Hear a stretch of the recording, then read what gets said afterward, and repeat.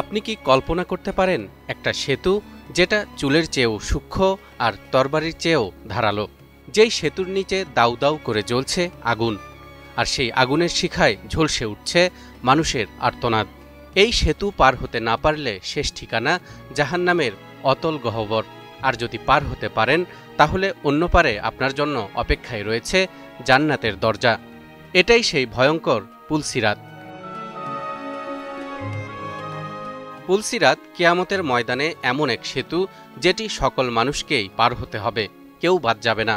মহান আল্লাহ তাআলা সূরা মারিয়ামের ৭১ এবং ৭২ নম্বর আয়াতে ইরশাদ করেন, ওয়াইম মিনকুম ইল্লা ওয়ারিদুহা কানা আলা রাব্বিকা হাতমান মাকদিয়া সুম্মা নুনাজ্জিল্লাযীনা اتقوا ونذر الظالمين فيها جثيا।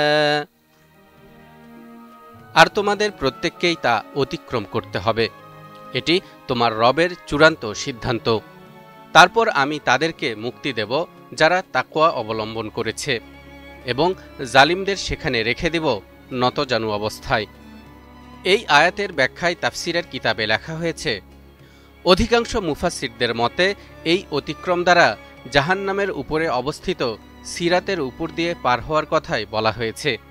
আর এটাই ইবনে আব্বাস, ইবনে মাসউদ এবং কাব আল আহবারের মতো বড় মাপের মুফাসসিরদের মত। একই সাথে এই আয়াতটি দ্বারাই পুলসিরাত সংক্রান্ত আহলে সুন্নাত ওয়াল জামায়াতের আকীদা প্রমাণিত হয়।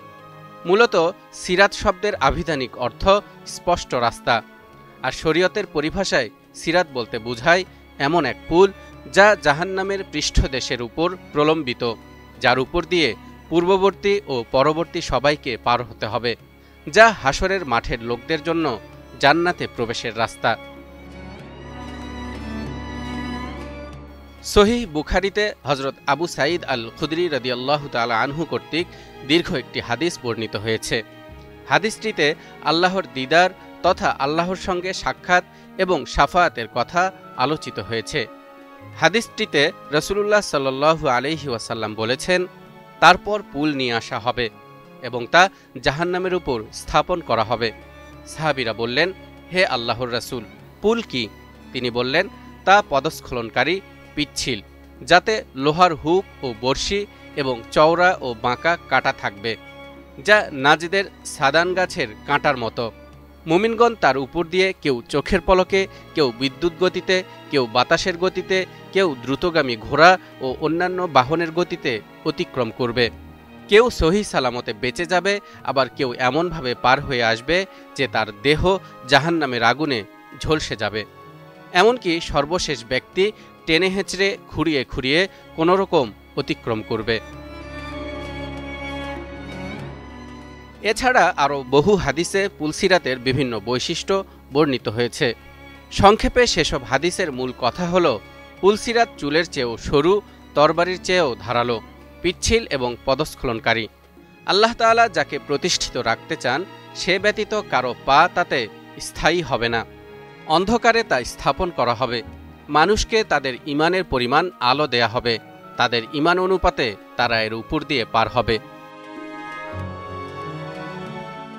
ভাবুন তো, দুনিয়াতে আপনি হয়তো নামাজে গাফেল ছিলেন, যাকাত আদায়ে কৃপণতা করেছেন, কিংবা গীবত পরনিন্দায় সময় কাটিয়েছেন, আর এখন দাঁড়িয়ে আছেন সেই সেতুর এক প্রান্তে।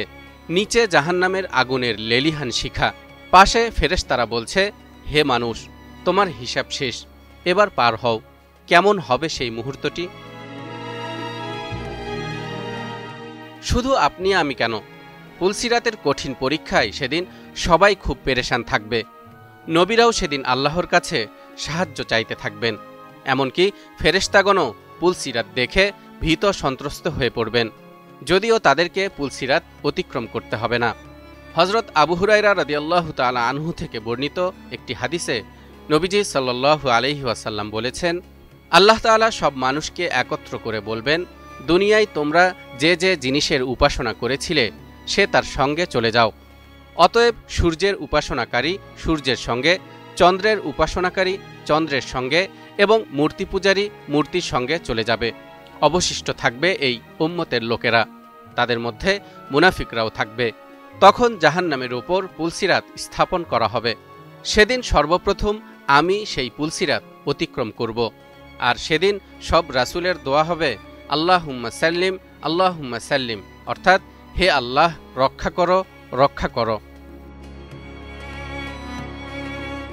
পুলসিরাত কোনো অলীক কল্পনা নয়, এটি এক চূড়ান্ত বাস্তবতা যা আমাদের প্রত্যেকের জন্য অপেক্ষা করছে।